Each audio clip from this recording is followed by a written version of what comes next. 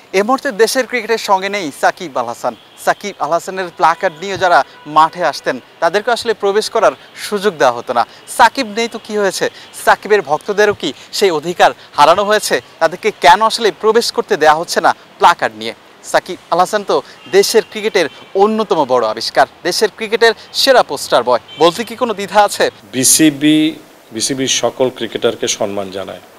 আপনি জানেন যে আমাদের অনার বোর্ডে সকলের নাম রয়েছে। আমরা যে 25 বছর ক্রিকেট পূর্তি করেছি, এখানে এমন কোনো ক্রিকেটার নাই যারা বাংলাদেশকে রিপ্রেজেন্ট করে যাদের ছবি ছিল না। সুতরাং এটাই প্রমাণ করে আমরা কিভাবে তাদেরকে শ্রদ্ধা জানাতে চাই।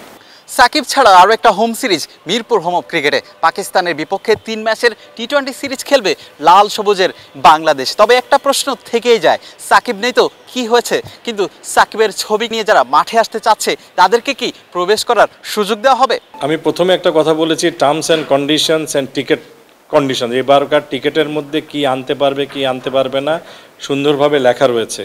সুতরাং যে খেলা দেখতে আসবে সেটা পড়েই আসতে হবে। এটা খালি বাংলাদেশে নয়, বিশ্বের বহু দেশে, না সব দেশেই হ্যাঁ।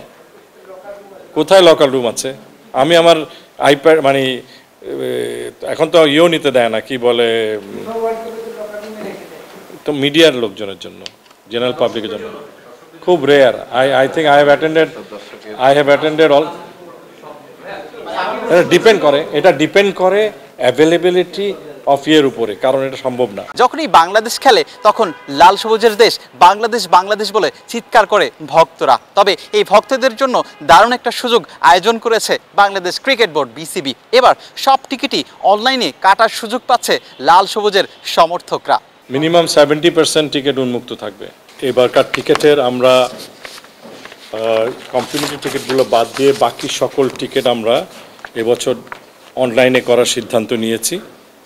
আমরা দেখেছি ওনার ব্রাঞ্চের মধ্যে থেকে যে টিকিটগুলো বেচেন ওখানে প্রায় অনলি 80% 20% টিকিট সেল হয়। অনেকে আজকাল ব্রাঞ্চে যেতে অনীহা প্রকার, অনেক জায়গার সব জায়গায় সব ব্রাঞ্চে দেওয়া সম্ভব না, এবং সব টিকিটের পরিমাণ যদি অল্প অল্প করে যায় অনেক সময় টিকিট নিয়ে ব্রাঞ্চে বেশ কিছু অঘটনও ঘটেছে। সকল টিকিট প্ল্যাটফর্ম www.gobcbticket.com.bd, এটার একটা অ্যাপও আছে। আপনারা iOS এবং গুগল অ্যাপ, অ্যান্ড্রয়েড অ্যাপ রয়েছে, সেই অ্যাপের মাধ্যমে রেজিস্ট্রি করে প্রতিটি ম্যাচ রেজিস্ট্রি করে 4টা টিকিট নেওয়া যাবে,